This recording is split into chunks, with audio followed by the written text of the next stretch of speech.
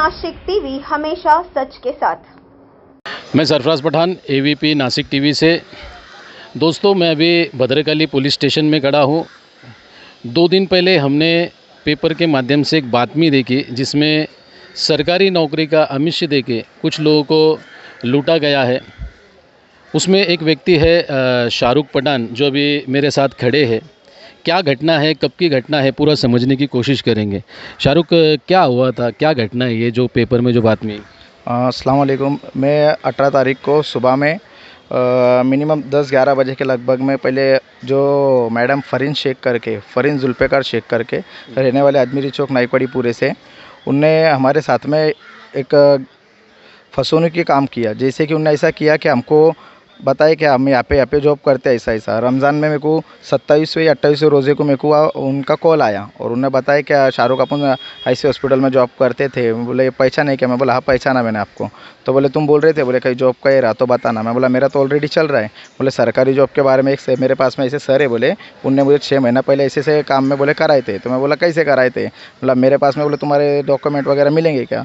मैं बोला किस लिए लगेंगे? तो बोला तुम्हारे एक्सपीरियंस सर्टिफिकेट वगैरह दो, जो तुम्हारे कॉलेज के सर्टिफिकेट है, DMLT वगैरह आपने जहाँ से की हो, जहाँ से आपकी पढ़ाई वगैरह जो भी हुई हो, आपके मुझे दो। मैं आपको पूरे डॉक्यूमेंट के साथ में बोले वहाँ पे जॉब पे लगा के दूंगी।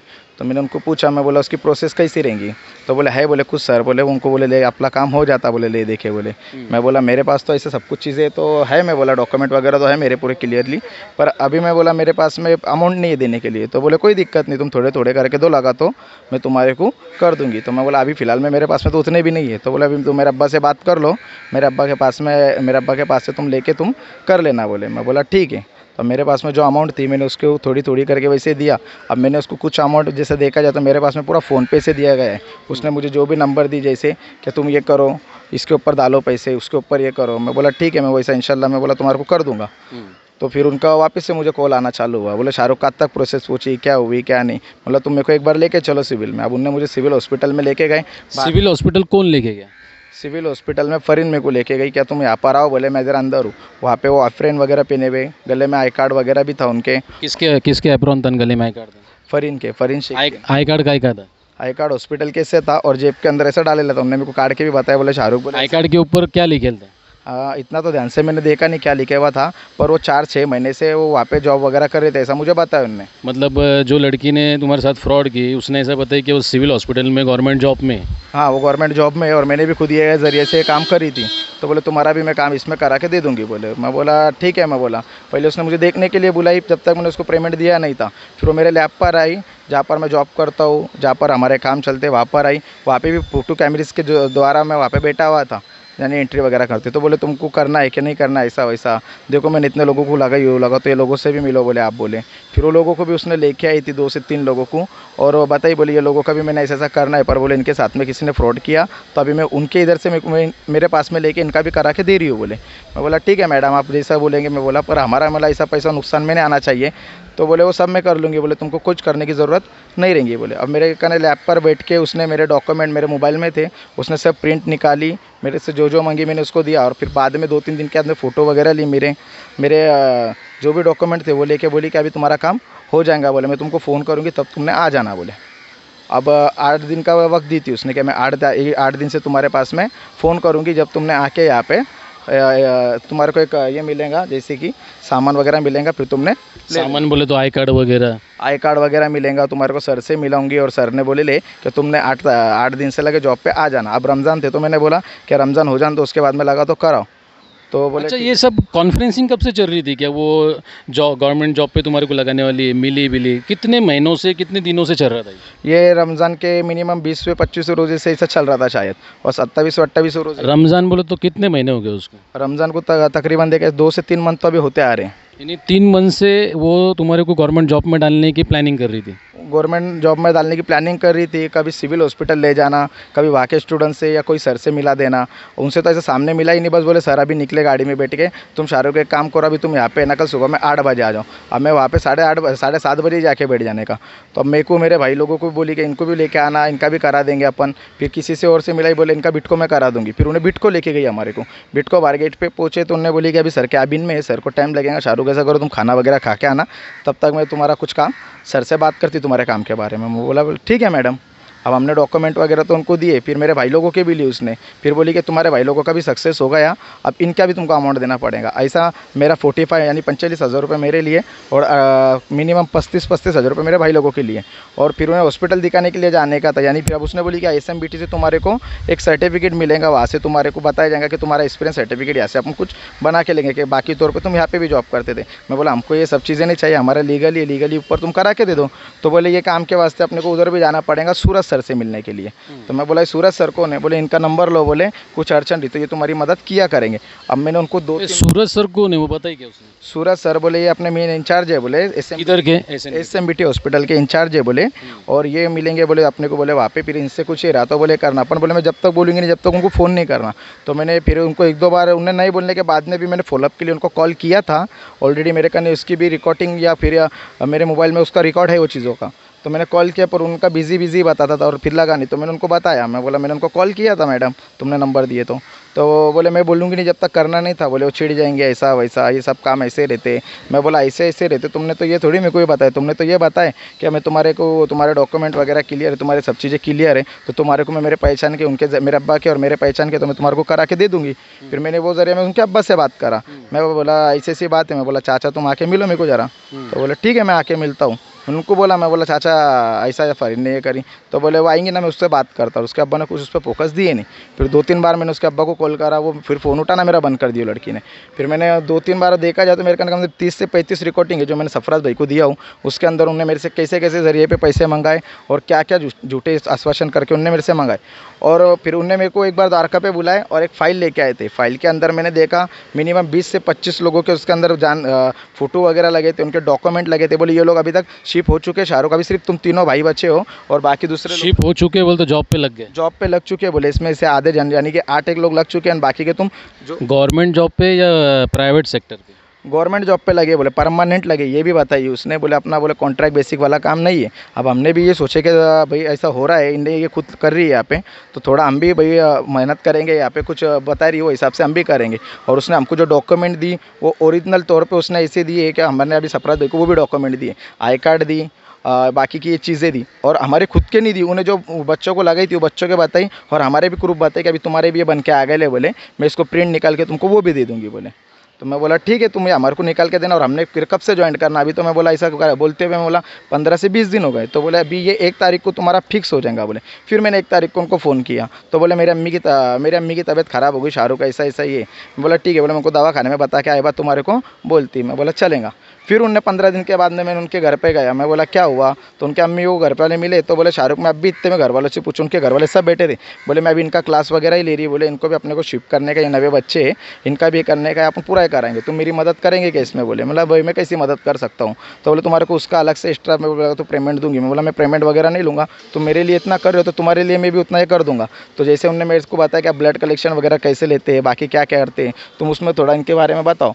तो मैंने उनके बारे में थोड़ा उनको बताया कि ऐसे से करते हो, बाकी बच्चों लोगों को बताई कि ये जॉब करता है, वो जॉब करता है, XYZ जो भी जॉब करता है, तो तुम बताओ। मैंने उनको थोड़ा बहुत बताया, जैसा मेरे को जो बताना ठीक लगा मैंने उनको बताया। उसके अंदर उसने फिर उसके बाकी के रिश्तेदारों को बताई, ये मेरे मामू है, ये मेरी खाला है, ये मेरे फुप्पू है, पूरे रिश्तेदारों से मिलाई। बोले मैंने ये लोगों से भी, इनसे मैंने किससे मैंने 1 लाख ली हूँ, किससे मैंने 2.5 लाख ली हूँ, किससे 45,000 ली हूँ शाहरुख, पर तुम मेरे 6 से 7 साल बोले तुम हॉस्पिटल में बोले मेरे पहचान के हो भाई, तो मैं तुम्हारे से कम ले रही हूँ बोले। और वो रिकॉर्डिंग भी मेरे पास में मौजूद है, मैंने सरफराज भाई को वो रिकॉर्डिंग भी दिया हूँ।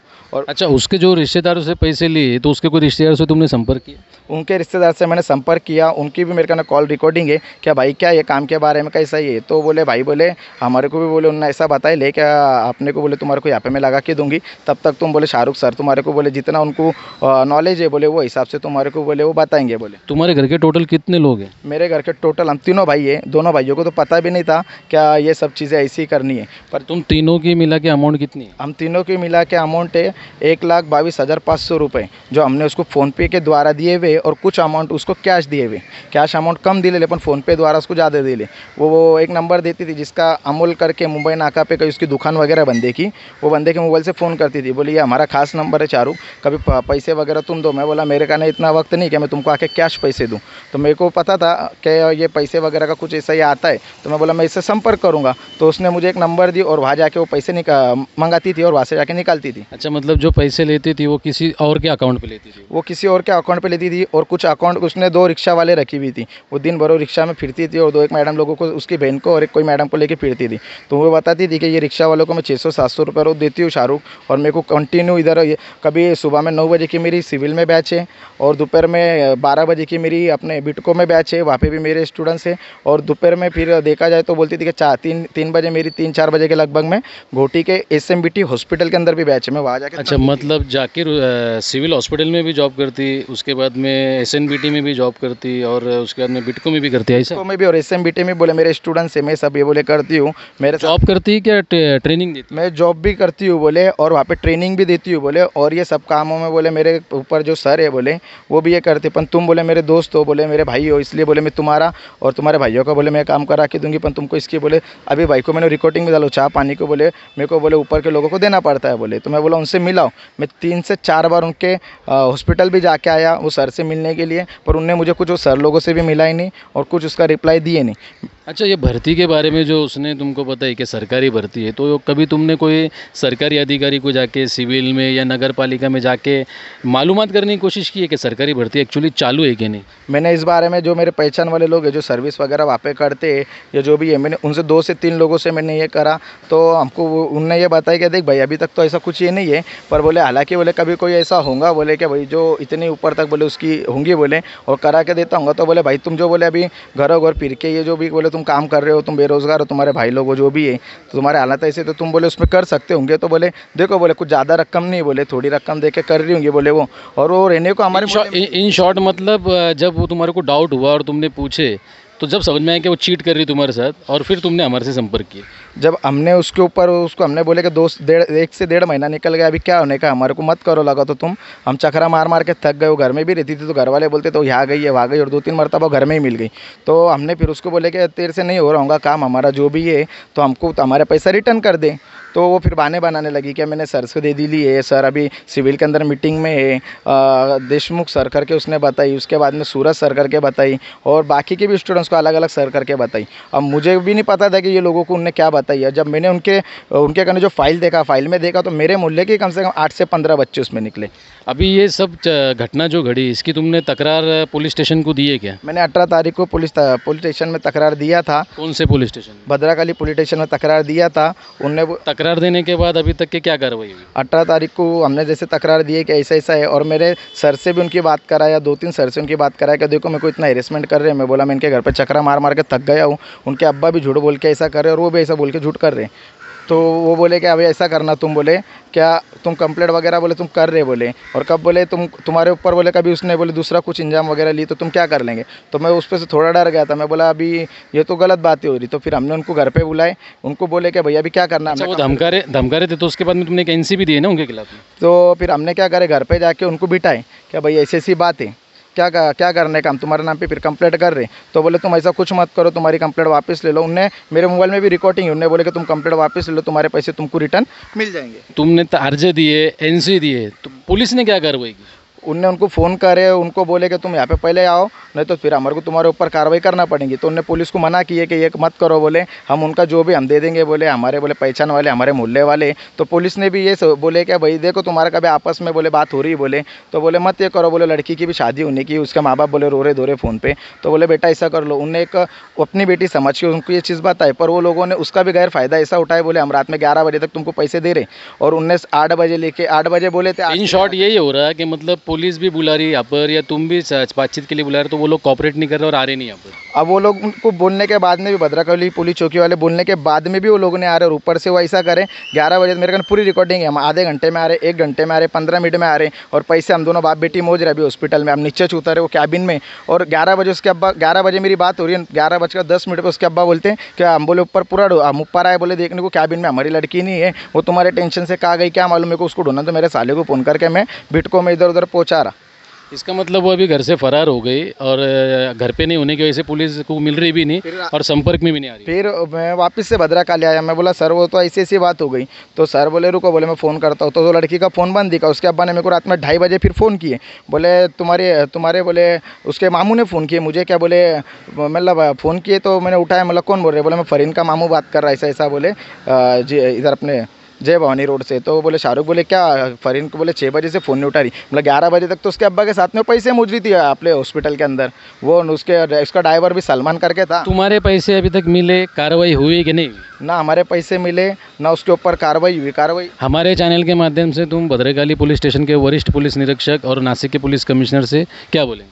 हम तो यही बोलेंगे कि इनने हमारी कंप्लेंट वगैरह जो बोले थे कि इसके ऊपर तुम्हारा हो जाएगा, नोंद लेंगे, ये सब चीज़ करेंगे। हमारी देने के बाद में भी कुछ ऐसी हुई नहीं। उनने बिठा के समझाने की बात करें, पर उस दिन उनके आने के बाद में ये बात उनने बताया कि उनकी लड़की गुम गई, तो वो क्या करेंगे? वो आएंगी जब। कार्रवाई की क्या मांग है तुम्हारी? हमारी कार्रवाई की ये मांग है कि हमारे को जो भी उन्हें 1.5-2 महीने से फंसाए, और हमारे से ज़्यादा उन्हें 8-9 महीने से बाकी के बच्चों लोगों को भी जो फंसाए, वो लोगों के भी मैंने डॉक्यूमेंट अभी सरफराज भाई को भद्रकाली में इधर वो तो दे चुका 18 तारीख से, पर अभी तक तो कुछ कार्रवाई हुई नहीं। और ऊपर से ये बोले मांग क्या है तुम्हारी? मांग हमारी ये है कि उसको अभी हमारे जो डॉक्यूमेंट लिए, जो हमारे पैसे लिए, वो हमारे को रिटर्न ये करना और उसके ऊपर कार्रवाई की जाए। जो लेडीज़ ने हमको फंसाई है और जो भी हमारे साथ में उसके घर वालों ने ये घिनौना काम करे, फंसोनुक की जो हमने कंप्लेंट डाले है, वो उसके ऊपर उन्हें जांच करना चाहिए।